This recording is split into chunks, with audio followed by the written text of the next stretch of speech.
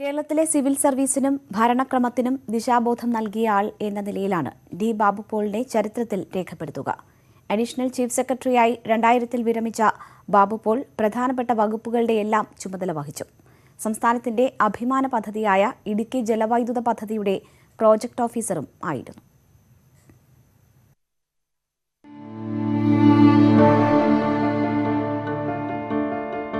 ഈ പതാക ഉയർത്തൽ ഒരു ഉദ്ഘാടനം കൂടിയായിരുന്നു. 1972 ജനുവരി 26 റിപ്പബ്ലിക് ദിനത്തിൽ ഇടുക്കി എന്ന ജില്ലയിലെ ആദ്യത്തെ കളക്ടറായി നിയമിതനായ 31കാരൻ ഡി ബാബു പോൾ ദേശീയ പതാക ഉയർത്തി ഉദ്ഘാടനം ചെയ്ത നിമിഷം. ഈ പതാക ഉയർത്തലോടെ കോട്ടയം കളക്ടറേറ്റിൽ പ്രവർത്തനം തുടങ്ങിയ ഇടുക്കി ജില്ലയ്ക്ക് പൈനാവിൽ ആസ്ഥാനം നിർമ്മിച്ചതും ബാബു പോളിന്റെ നേതൃത്വത്തിലാണ്. അതേസമയത്ത് തന്നെ ബാബു പോളിന് മറ്റൊരു ചുമതല കൂടി ഉണ്ടായിരുന്നു: ഇടുക്കി ജലവൈദ്യുത പദ്ധതിയുടെ പ്രോജക്ട് ഓഫീസർ.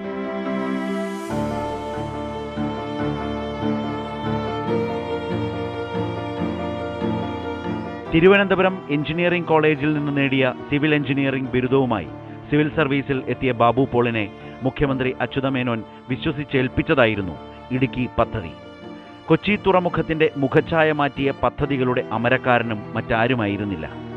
1984 മുതൽ 88 വരെ പോർട്ട് ട്രസ്റ്റ് ചെയർമാനായിരുന്ന കാലത്താണ് മേജർ തുറമുഖമെന്ന നിലയിലുള്ള കൊച്ചിയുടെ വളർച്ച സാധ്യമായത്. കേരള സർവകലാശാല വൈസ് ചാൻസലറായി സർവകലാശാല വിദ്യാഭ്യാസ രംഗത്ത് നിരവധി മാറ്റങ്ങളാണ് ബാബു പോൾ കൊണ്ടുവന്നത്.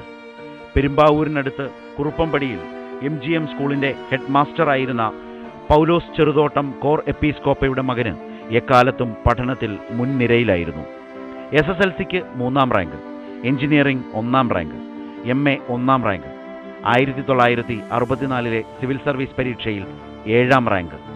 സംസ്ഥാന ഭരണരംഗത്തെ അടിമുടി പരിഷ്കരിച്ച നിരവധി ചട്ടങ്ങൾ രൂപപ്പെടുത്തിയത് ബാബു പോളാണ്.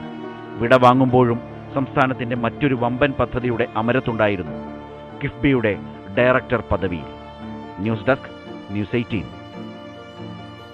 സിവിൽ സർവീസിൽ എത്തിയിരുന്നില്ലെങ്കിൽ ബാബു പോൾ എന്താകുമായിരുന്നു? മുഴുവൻ സമയ എഴുത്തുകാരനാകുമായിരുന്നു എന്നാണ് ബാബു പോൾ തന്നെ നൽകിയിരുന്ന ഉത്തരം. വേറിട്ട ശൈലിയിൽ 36 പുസ്തകങ്ങളാണ് ബാബു പോൾ പ്രസിദ്ധീകരിച്ചത്. വേദശബ്ദരത്നാകരം മലയാളത്തിൽ ആദ്യമായിരുന്നു അങ്ങനെയൊരെണ്ണം. സമ്പൂർണ്ണ ബൈബിൾ നിഘണ്ടു.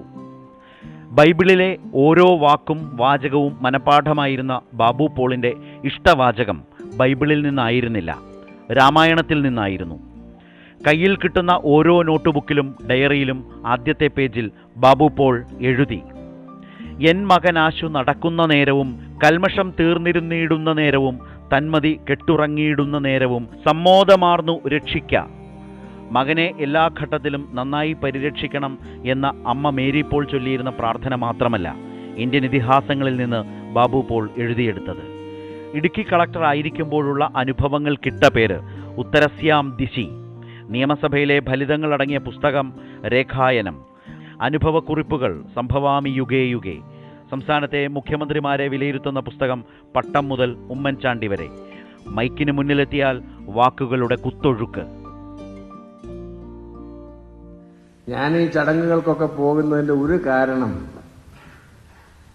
ഞാൻ മരിച്ചു കഴിയുമ്പോൾ എന്നെക്കുറിച്ച് അനുശോചന പ്രസംഗങ്ങളിൽ നല്ല വാക്കുകൾ പറയുന്നത് കേൾക്കാൻ എനിക്ക് സാധ്യതയുണ്ടാവുകയില്ല എന്നുറപ്പുള്ളതിനാൽ എന്നെക്കുറിച്ച് ആരെങ്കിലും 2 നല്ല വാക്ക് പറയുന്നത് കേൾക്കാൻ ഉള്ള ഏറ്റവും ഉചിതമായ സന്ദർഭം സ്വാഗത പ്രസംഗങ്ങൾ ശ്രദ്ധിക്കുക എന്നുള്ളതാണ്.